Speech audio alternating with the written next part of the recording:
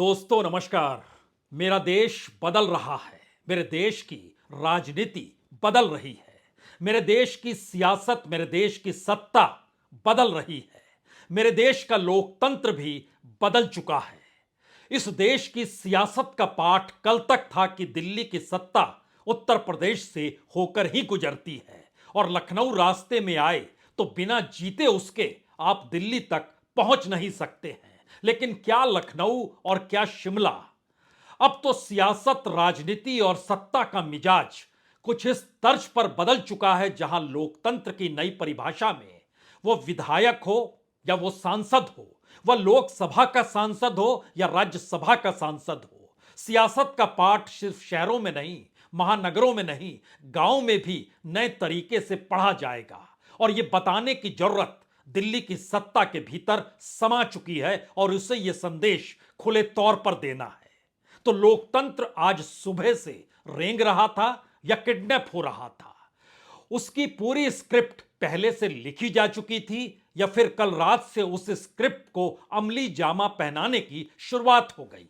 रात में साथ में डिनर किया, सुबह धोखा दे दिया, सुबह नाश्ता किया और सुबह ही धोखा दे दिया। और इन सब के बीच पूरा फेडरल स्ट्रक्चर भी चकनाचूर, क्योंकि पड़ोसी राज्य से आई पुलिस, सीआरपीएफ के जवान जो कि राष्ट्रीय तौर पर इस देश के भीतर अपनी मौजूदगी किसी भी राज्य में कर सकते हैं, पूरा नजारा शिमला के भीतर खुलकर था।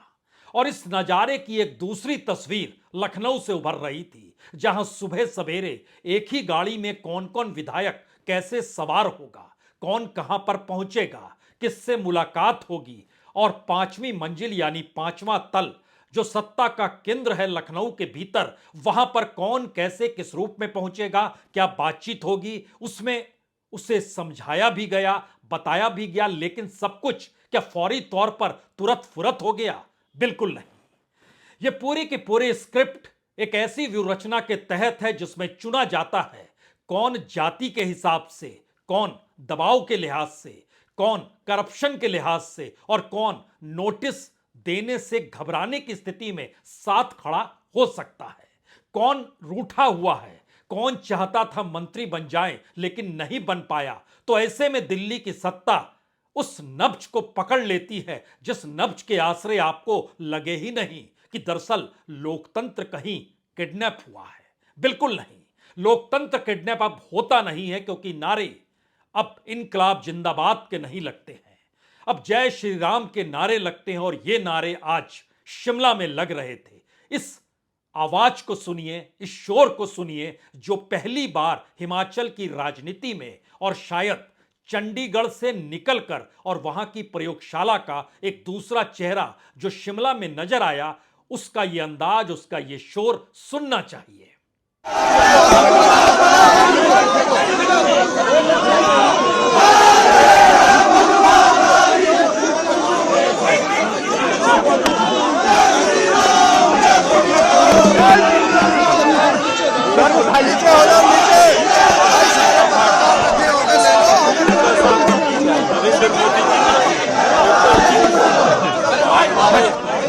ये हंसता मुस्कुराता चेहरा इस देश के नए सांसद का है। वो सांसद जो बीजेपी के साथ खड़े थे, एक वक्त कभी कांग्रेस में हुआ करते थे, लेकिन अब वह बीजेपी के साथ और चुनाव जीत गए तो राज्यसभा के सदस्य ये हो गए। हर्ष महाजन इनका नाम है। लेकिन सवाल इतना भर नहीं है, सवाल तो इस शोर के पीछे का उस सच का है जिसका जिक्र राज्य के पूर्व मुख्यमंत्री जयराम ठाकुर ने कर ही दिया और बधाई दिल्ली को दे ही डाली। और जो दो नाम बार बार उभर कर आते हैं वो भारत की राजनीति का एक नया पाठ है, एक नया पाठ्यक्रम है, एक नया उपन्यास है अपने आप में। और उस नाम का जिक्र करके इस जीत का सेहरा भी उन्हीं के सिर पर जयराम ठाकुर ने रख दिया। सुन लीजिए। सबसे पहले तो भारतीय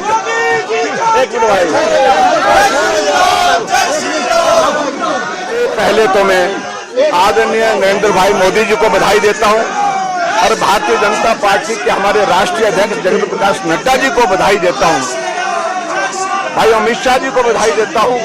बहुत शानदार मुकाबले के बाद जहां जीत की संभावना नहीं थी वहां बहुत बेहतर ढंग से जीत की तरफ हम आगे बढ़ करके अपने लक्ष्य को हासिल करने में सफल रहे हैं। और यहां से लोकतंत्र का पहला पाठ जो किडनैप हुआ या जो बिक गया उसका सवाल खड़ा करता है, क्योंकि राज्य के मुख्यमंत्री सुक्कू ये कहने से कतराते घबराते नहीं है कि हमारे पास तो 40 विधायक हैं और 40 विधायक का मतलब यह है कि जीत पक्की है, लेकिन पता नहीं कौन बिक जाए हम नहीं कह सकते हैं। राज्य का मुख्यमंत्री खुले तौर पर जब इस बात का ऐलान कर दे तो यहां पर लोकतंत्र आपको किडनैप नहीं बिकता हुआ दिखाई दे सकता है और आप कह सकते हैं क्या वाकई विधायकों की ऐसी स्थिति आ चुकी है। लेकिन पर्दे के पीछे का यह खेल इतना आसान नहीं है जिसका जिक्र मुख्यमंत्री कर गए। लेकिन मुख्यमंत्री ने क्या कहा इसे भी जरूर सुनिए। ना है कि हमारे 40 विधायक थे, अगर कोई बिका नहीं होगा तो हमें 40 के 40 वोट आएंगे। निश्चित तौर पर मेरा यह मानना है कि कांग्रेस की विचारधारा और हाथ के निशान पर जो चुनकर आए हैं उन लोगों ने पार्टी को वोट डाला होगा, पार्टी के प्रत्याशी को वोट डाला होगा। तो शिमला का यह खेल सिर्फ इतना भर नहीं है। हमें लगता है आज लोकतंत्र की उस किताब को खोलने की जरूरत है जिसमें जिक्र हो गया है कि लोकतंत्र किडनैप कैसे हो गया। लेकिन उससे पहले शिमला की किताब को खोलें या हिमाचल की राजनीति को परखना शुरू करें, उससे पहले हमें लगता है एक क्षण के लिए आप लखनऊ आ जाइए।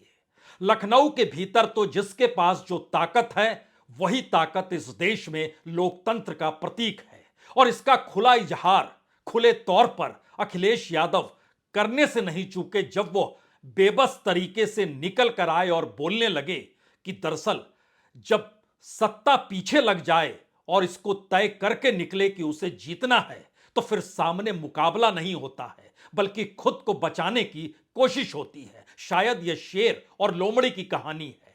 लेकिन इस कहानी से इतर अखिलेश यादव लखनऊ में और एक वक्त ताकत किस तरीके से समाजवादी पार्टी की हुआ करती थी और एक वक्त की राजनीति सब कुछ बदल गया है।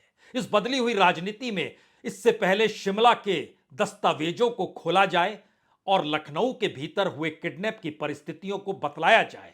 अखिलेश यादव को भी जरूर सुनना चाहिए। हर एक में साहस नहीं होता है जो सरकार के खिलाफ खड़ा हो जाए। सरकार के खिलाफ खड़े होने में साहस चाहिए और दबाव तो हर एक पे बनाया जाता है। ये बात कौन नहीं जानता है कि भारतीय जनता पार्टी जीतने के लिए कोई भी हथकंडा अपनाएगी। एक दो नहीं बल्कि 7 विधायकों ने साथ छोड़ा अखिलेश यादव का और अखिलेश यादव बाड़ाबंदी कर नहीं पाए। क्या यही बात है या इस किडनैप होते लोकतंत्र का सच कुछ और है? क्योंकि लखनऊ और शिमला के बीच तालमेल बैठाना हो सकता है किसी को भी मुश्किल लगे। कोई भी कहेगा कि शिमला से होकर दिल्ली तक का रास्ता कैसे बनेगा। लखनऊ से निकलकर दिल्ली तक का तो रास्ता बन सकता है, लेकिन जब लड़ाई एक एक सीट की नहीं बल्कि एक एक वोट की होने लगे तो फिर सियासत बिल्कुल नई परिभाषाएं गढ़ती हैं। और आज यही हुआ। हमने शुरुआत हिमाचल प्रदेश से की थी तो आपको हिमाचल प्रदेश और लखनऊ के बीच का तालमेल एक लाइन में अगर समझ लें तो किडनैप की रूपरेखा गाड़ियों के आधार पर हुई। कौन किस गाड़ी में बैठेगा, किस गाड़ी से जाएगा वोट डालने के लिए, वोट डालने के बाद वो उस गाड़ी से कहां पहुंचेगा और वहां पर उसको सुरक्षा कैसे दी जाएगी। राजनीतिक तौर पर यह घटनाक्रम कोई भी कह सकता है कि विधायक भी क्या आजाद नहीं है, उसकी आजादी पर भी बंदिशें हैं क्या? बंदिशें तो हैं। तो क्या ये आरोप से घिरे हुए हैं? यकीनी तौर पर घिरे हुए हैं। उत्तर प्रदेश के 7 विधायक जो आपको शिफ्ट होते हुए नजर आए और साथ में मायावती की पार्टी का एक विधायक जो शिफ्ट हो गया, संदेश बहुत साफ है। सभी अपने अपने दायरे में कहीं ना कहीं दागदार हैं और उस दाग को मिटाया नहीं जाएगा, उस दाग को छुपाया जाएगा और राजनीतिक संरक्षण दिया जाएगा। मैसेज यही है जिसकी तैयारी बीते 12 दिनों से हो रही थी और राजनीतिक तौर पर इसकी हरकत कहीं नजर आ नहीं रही थी। कोई भी कह सकता है यह कैसे संभव है, सब कुछ तुरंत फुरत में हुआ। बिल्कुल नहीं। इसकी शुरुआत शिमला से करते हैं। शिमला के भीतर में जो विधायक 6 विधायक जो थे, जो पूरे तरीके से शिफ्ट हो गए, वो 6 विधायक अपने तौर पर पहले से दुखी नजर आ रहे थे। उनको मंत्रिमंडल में नहीं लिया गया, सुक्कू के मंत्रिमंडल में उनकी जगह नहीं थी, और इसका असर यह हुआ कि 40 की संख्या घटकर 34 पर आ गई। और दूसरी तरफ जो 25 विधायकों के साथ खड़ी हुई पार्टी थी, उसमें एक झटके में यह संख्या बढ़कर 31 तक पहुंच गई, और 3 निर्दलीय जो कल रात तक साथ थे कांग्रेस के, वह सुबह सवेरे शिफ्ट हो गए, और 34-34 का आंकड़ा एक झटके में इस राज्यसभा चुनाव में नजर आ गया। और उसके बाद जब लॉटरी निकाली गई, इस देश के लोकतंत्र और डेमोक्रेसी के भीतर में लॉटरी भी होती है, लॉटरी निकाली गई, उस लॉटरी में अभिषेक मनु सिंघवी यानी कांग्रेस के उम्मीदवार हार गए, बीजेपी के उम्मीदवार जीत गए, हर्ष महाजन चुनाव जीत गए। अभिषेक मनु सिंघवी ने बधाई दी उन्हें, लेकिन यह बधाई के पीछे का दर्द भी आज उन्होंने पत्रकारों के सामने उड़ेल दिया कि दरअसल कैसी राजनीति बदल गई, कैसे संकट तौर पर लोकतंत्र आकर खड़ा हो गया। लेकिन बात इतनी नहीं है, बात इतनी यह है कि तय हो गया था 2 दिन पहले ही, कहा गया था कि जो सुजानपुर के राजेंद्र राणा हैं, जिन्होंने एक वक्त धूमल को हराया था, जो बीजेपी के नेता थे, राज्य के मुख्यमंत्री कद्दावर रह चुके थे, उसको राजेंद्र राणा हरा चुके थे, लेकिन उनको मंत्रिमंडल में जगह नहीं दी गई, और यह घाव पकड़ लिया कांग्रेस ने। और इसका दूसरा हिस्सा यह भी है कि जो हर्ष महाजन थे, वह भी इन नेताओं के करीब के हैं, और उनकी जुबान पे ये सबकी राजनीति, सबके नाम बकायदा घूमते हैं, तो वह इस भूमिका में रहते चले गए कि हर्ष महाजन हर किसी को साधेंगे, और साधने की शुरुआत उनके अपने राजनीतिक पाठ से हुई, जिस राजनीतिक पाठ को उन्होंने पढ़ा और इन्हें पढ़ाया है। लेकिन राजेंद्र राणा सबसे दुखी, मंत्रिमंडल में जगह नहीं। धर्मशाला के सुधीर शर्मा, उनके साथ, इनके साथ भी यही मुश्किल। लाहौल स्पीति के रवि ठाकुर, इनके साथ भी यही मुश्किल। देवेंद्र भुट्टो जो कि कुटहैल के हैं, जो कि ऊना जिले में आता है, उनके साथ भी यही मुश्किल। और आईडी लखनपाल जो कि बरासर से आते हैं, उनके सामने भी, और इनके साथ चैतन्य शर्मा जो गगरेट से आते हैं, वह भी जुड़ गए। सवाल था कि 6 आने के बावजूद भी वह 3 निर्दलीय जो कल रात तक भोजन कर रहे थे, अभिषेक मनु सिंघवी के डिनर के आमंत्रण में पहुंचे थे, वह 3 हमीरपुर के एक आशीष शर्मा, देहरा के होशियार सिंह और नालागढ़ के केएल ठाकुर, इनको भी आमंत्रित किया गया। और सुबह सवेरे परीक्षा के लिए जब 9 को दोबारा से नाश्ते पर बुलाया गया, तो 3 लोग पहुंचे। तो पहले राउंड में बात सामने आने लगी, कहीं 6 अलग तो नहीं हो गए। लेकिन जो पूरा प्रोग्राम बना था, उसमें था कि एक ही गाड़ी से सबको आना है, वोट डालना है, उसके बाद निकल जाना है। सभी एक गाड़ी से आए, वोट डाला और निकल गए। कहां निकल गए? उन्हें तो शिमला में रहना चाहिए, हिमाचल प्रदेश में रहना चाहिए। जी नहीं, स्थिति अगर बिगड़ेगी, राजनीतिक तौर पर मुश्किल आएगी, तो इसकी तैयारी पड़ोसी राज्य हरियाणा में कर ली गई है, और पंचकुला में बकायदा एक गेस्ट हाउस तैयार है। सीआरपीएफ के जवानों की मौजूदगी होगी तो कोई दूसरा आ नहीं सकता है। और दिल्ली से संदेश इनके साथ बहुत साफ और 1 to 1 बातचीत भी इस दौर में करा दी गई कि राजनीतिक तौर पर आपको कोई हानि कहीं नहीं होगी। तो पहला सवाल यह उठा, क्या 9 इसलिए साथ निकल कर आए कि राज्यसभा की एक सीट जीत लेंगे? जी नहीं, हिमाचल प्रदेश की सरकार भी चाहिए, क्योंकि लोकसभा चुनाव के वक्त हमें एक एक सीट की जरूरत है। तो फिर हिमाचल की सीटें बड़ी मायने रखती है, जहां पर सभी सीट पिछले चुनाव में बीजेपी जीती थी, इस बार मुश्किल ना आ जाए, क्योंकि बड़ी तादाद से कांग्रेस जीती। लेकिन अगला सवाल कोई भी पूछ सकता है, क्या वाकई वोटों का अंतर बहुत था क्या? बिल्कुल नहीं, वोटों का अंतर कोई बहुत नहीं था। दोनों को 43% वोट मिले थे। 43 में 1% से भी कम वोट की तादाद कांग्रेस के साथ थी, लेकिन वोट के साथ सीटों का अंतर 40 और 25 पर आकर टिक गया था। इस बात को बीजेपी समझ रही थी कि 1, 2, 3, 4, 5 इतनी सीटें अगर मैटर करने लगेगी, तो इसमें हमको राज्य में कब्जा चाहिए, क्योंकि किसी भी हालत में वोटिंग पैटर्न जो है वो बहुत साफ बताता है कि बहुत कम मतों का जीत हार विधानसभा ही नहीं बल्कि लोकसभा के भीतर भी होता है। तो उसके लिए वो पूरी व्यू रचना जो बनाई गई, उसमें बहुत साफ था कि चुनाव के वक्त सत्ता अपने पास रहनी चाहिए। अभी सरकार गिरी नहीं है, लेकिन इंतजार कीजिए, ये सरकार कितने दिन चलेगी, कैसे चलेगी, यह अब कोई सवाल नहीं बचा है, क्योंकि बजट को भी तो पास कराना है और वहां पर जो चीजें होंगी उसमें इन 6 विधायक को लेकर यह कोई भी कह सकता है कि दरअसल एंटी डिफेक्शन लॉ लागू हो जाएगा, 2/3 नहीं तो इनकी सत्ता रद्द हो जाएगी। आपको इंतजार करना होगा। जब हमने शुरू में ही कह दिया कि लोकतंत्र बदल रहा है, इस देश की सियासत बदल रही है, इस देश के भीतर में सत्ता का मिजाज सत्ता की खातिर नई परिभाषा को गढ़ चुका है। राजनीतिक तौर पर इन 9 का परिवर्तन हृदय परिवर्तन नहीं, राजनीतिक तौर पर परिवर्तन दिल्ली की उस सत्ता को मजबूत करने के लिए है या उसको दोबारा लाने के लिए है जो अटकी पड़ी है, जो नारे 400 पार का लगा रही है लेकिन उसकी सांसें फूली हुई हैं 272 सीट को लेकर। और एक एक सीट, और खास तौर से हिमाचल जैसी जगह पे जो तीसरी पार्टी वहां कोई है ही नहीं, 2-2 हाथ कांग्रेस से ही करने हैं। अब यहां पर 2 सवाल और आ जाने चाहिए।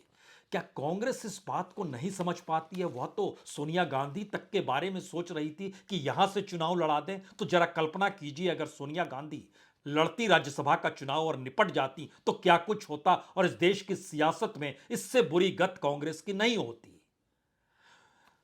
मनाइए कि वो राजस्थान चली गई, लेकिन फिर अगला सवाल, क्या सब कुछ इतना आसान है? इस आसान चीज को पलटने के लिए आपको लखनऊ आना पड़ेगा, क्योंकि लखनऊ के भीतर का मिजाज, जो नेताओं की फहरिस्त है जो साथ चले गए, उसमें बार बार इस बात का जिक्र किया कि दरअसल समाजवादी पार्टी पीडीए पर सवार है। पिछड़ा, दलित और अल्पसंख्यक यानी मुस्लिम, इसमें ऊंची जाति की कोई जगह नहीं है। और बड़ी अजीबोगरीब परिस्थिति है कि ऊंची जाति के 5 विधायक शिफ्ट हुए हैं, 2 विधायक ऊंची जाति से नहीं आते हैं। लेकिन किस परिभाषा को किस मौके पर कैसे गढ़ना है, इसकी बकायदा ट्रेनिंग की अब जरूरत नहीं है इस लोकतंत्र के भीतर में। और यही हुआ। राकेश पांडे, विनोद चतुर्वेदी, मनोज पांडे, राकेश प्रताप सिंह, अभय सिंह, ये 5 ऊंची जाति के नेता है। और कहा गया कि ऊंची जाति अपने आप को वहां पर बड़ा सकरा महसूस कर रही है कि ये पीडीए के नारे के तहत हम कहां फिट बैठते हैं। अगला सवाल कोई भी पूछ सकता है, तो क्या बीजेपी और संघ की पहचान ऊंची जातियों के साथ ही है? और देश के प्रधानमंत्री खुद को ओबीसी बोलते हैं, और राजनीतिक तौर पर साधने के लिए वो किसी भी दलित पार्टी हो, कोई भी ओबीसी की पार्टी हो, सबको साथ लेने की दिशा में बढ़ पड़ते हैं। चाहे वो एसबीएसएफ हो, चाहे मायावती को साइडलाइन करने की जरूरत पड़ी हो, चाहे अपने तौर पर अपना दल को साथ ले रहे हो। लेकिन यहां इसका जिक्र क्यों किया जाए? सवाल तो यह है कि ये साथ क्यों चले गए, और इनके सामने वह कौन सा कागज था जिस कागज को देखकर ये एक झटके में बदल गए? कल तक नहीं बदले थे, आज बदल गए। ऐसा होता है क्या? ऐसा नहीं होता है। उसकी एक पूरी बिसात लिखी जाती है। आईटी डिपार्टमेंट के पास, इनकम टैक्स डिपार्टमेंट के पास जो हमने 5 नेताओं का जिक्र किया, उसके अलावे एक पूजा पॉल और एक आशुतोष मौर्य भी है। समाजवादी पार्टी के जो विहिप थे, जो चीफ विहिप थे मनोज कुमार पांडे, वह इस पूरी की पूरी वोटिंग से ठीक पहले इस्तीफा दे देते हैं। और यहां से ट्रिगर चलता है कि अब आपको कहां पर जमा होना है, किस गाड़ी में बैठना है, किस नेता के घर जाना है, उसके बाद आपको पंचम तल कैसे जाना है, और उसके बाद आपकी सिक्योरिटी हम अपने दायरे में लेंगे। हमें पता है इस दौर के बाद अखिलेश यादव क्या कहेंगे, लेकिन उस राजनीति से मत घबराइए, क्योंकि सत्ता आपके साथ है। और सत्ता का मतलब इस देश में एक ही है। वो सत्ता जिसके पास है, उसी के पास पुलिस है, उसी के पास आईटी है, उसी के पास सीबीआई है, उसी के पास ईडी है। और जो नेताओं के नाम और जो शिफ्ट होने की स्थिति थी, सभी किसी ना किसी आरोप के दायरे में। आरोप के दायरे का मतलब यह होता है कि किसी को भी कभी भी फांसा जा सकता है, और इसमें कोई कोताही बरतनी भी नहीं चाहिए। कोई अगर गड़बड़ कर चुका है तो उसके खिलाफ कार्रवाई होनी चाहिए, कोई भी इस बात का जिक्र करेगा, लेकिन साथ आने पर कार्रवाई नहीं होगी। सत्ता का मजा भी आप चख सकते हैं। राजनीतिक तौर पर इससे बेहतरीन सौदेबाजी दूसरी कोई होती नहीं है।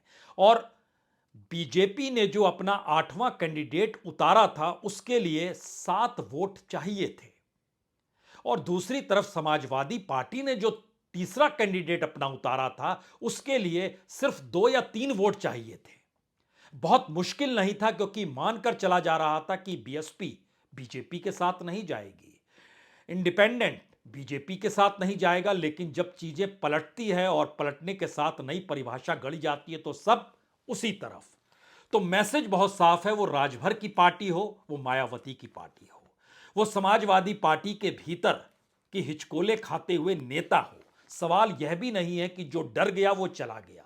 सवाल सबसे बड़ा इस दौर में यह आ गया जो समझाया गया कागजों पर आरोपों को लिखकर कि दरअसल आप खुद बताइए ये पॉलिटिकल पार्टी कब सत्ता में आएगी और क्या 2024 के लोकसभा चुनाव के भीतर आप कहीं इनकी जीत देख भी पा रहे हैं या नहीं पा रहे हैं, तो फिर मतलब क्या है।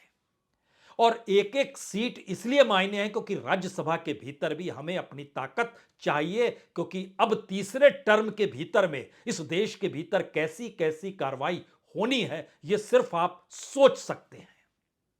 और सोच सकते हैं इसके मतलब मायने क्या है, क्योंकि तीसरे टर्म में क्या करने वाले हैं प्रधानमंत्री कमोवेश हर रैली में वैसे ही जिक्र करते हैं जैसे वो कहते हैं 370 बीजेपी, 400 पार एनडीए और तीसरे टर्म में तीसरे विश्व की इकोनॉमी। इतनी ही नहीं, करप्शन के खिलाफ और एग्रेसिव कार्रवाई, ये तमाम बातों का जिक्र खुले तौर पर होता है। तो डरना तो चाहिए, क्योंकि तीसरे टर्म में कौन आ रहा है, कार्रवाई कौन करेगा, तमाम एजेंसी, पुलिस, सुरक्षाकर्मी किसके लिए मौजूद है, इस दौर में सिस्टम किसके हिसाब से चलता है। और इस पूरी स्क्रिप्ट को लेकर जब किसी विधायक को बोला जाता है तो उसकी कौन सी हैसियत बचेगी जिसके बाद वो खड़ा होकर कह सके नहीं नहीं हम अपने नेता के साथ ही जाएंगे। और हमारे नेता तो वही है। विचारधारा विचारधारा तो सत्ता की होती है, सत्ता से बड़ी विचारधारा कोई होती नहीं है। आइडिया ऑफ इंडिया, इंडिया में जिसने दिल्ली पे कब्जा कर लिया उसी के हिसाब से सब कुछ चलेगा। तो आइडिया ऑफ इंडिया किस बात का। अच्छा, नफरत का जिक्र कर रहे हैं, उससे किसी को क्या लेना देना है। तो राजनीतिक तौर पर सत्ता का जो पाठ है वो शिमला में हो या लखनऊ के भीतर हो, इसकी पूरी व्यूहरचना 2 हफ्ते से चल रही। और इस 2 हफ्ते के भीतर में सबसे बड़ा सवाल यही था कि आखिर आश्वासन कहां से मिलेगा। लखनऊ के नेता के आश्वासन के आश्रय तो चीजें नहीं चलेंगी। दिल्ली केंद्र है, दिल्ली नब्ज है, और दिल्ली जब टेलीफोन पे आ जाती है और ये बताने लगती है कि आप हमारे साथ, तो फिर आपको काहे का डर। और ये जवाब ऐसा है जिसका कोई जवाब होता नहीं है कोई दूसरा। और बातचीत हो जाना इसका मतलब यह भी है कि हम ही आप पे एहसान कर रहे हैं जो हमने चुन लिया है। तो राजनीतिक तौर पर कब कौन कैसे चुना जाएगा और विपक्ष अपने तौर पर डगमगाते सहमते हुए सिर्फ निशाना साधेगा या वो राजनीति के लिए अब सड़क पर उतरने को तैयार है। ये सवाल भारत की राजनीति में लोकसभा चुनाव के ऐन पहले इस देश की जमीन पर कुलांचे मारने लगा है। हो सकता है यह सवाल आपको बड़ा कमजोर लगे या कुछ को बहुत मजबूत लगे। हां, सड़क की राजनीति ही अब एकमात्र मायने रखती है, लेकिन सड़क की राजनीति से कौन घबराएगा जिसके कांधे पर अतीत का बोझ है, जिसके कांधे पर ब्लैक मनी का बोझ है, जिसके कांधे पर अपनी राजनीति को बचाने का बोझ है, या जिसका कांधा हर बात से फ्री है और वो फकीर की तर्ज पर संघर्ष करने के लिए मैदान में है। वैसे कौन से नेता हैं, किस नेता के आश्रय चला जाए। राजनीतिक तौर पर एक तरह सुविधाएं ही सुविधाएं हैं, और इस किडनैप होते लोकतंत्र के भीतर जो 10 सूत्र लिखे गए हैं उस 10 सूत्र के भीतर में एक एक सूत्र को आखिर में जान लीजिए। पहला सूत्र है आप सुविधाओं के साथ हैं, रियायत के साथ हैं। दूसरा सूत्र है आप सत्ता के साथ हैं। तीसरा सूत्र है आपके तमाम अपराध माफ हैं। चौथा सूत्र है इस दौर में आपको भविष्य जब अपना दिखाई अंधेरे में दे रहा है तो वर्तमान को उजाले में क्यों नहीं लेकर आते हैं। छठा सूत्र है इस दौर में जहां जरूरत होगी वहां आपको ताकत दे दी जाएगी। सातवां सूत्र है अभी तक आप संघर्ष कर रहे थे, अब उस संघर्ष के आश्रय इस देश के भीतर राजनीतिक दल को देश मानकर चलिए, तब आप समझ पाएंगे कि राष्ट्रवाद क्या होता है। आठवां सूत्र है सिर्फ आप नहीं बल्कि आपके करीबी जो कार्यकर्ता हैं और जो परिवार है उसके लिए भी तो सोचिए। नौवां सूत्र है इस दौर में जो बीजेपी राजनीतिक तौर पर कुलांचे मार रही है उसकी नब्ज कहीं और नहीं दिल्ली के भीतर है, और 10वां सूत्र है, आप जो सोच नहीं सकते थे उस शख्स से आज आप बात कर लीजिए और बात करने के बाद आप गदगद हो जाइए। और इस मंत्र के आगे क्या शिमला और क्या लखनऊ, क्या मायने रखता है। बहुत बहुत शुक्रिया, बहुत बहुत शुक्रिया।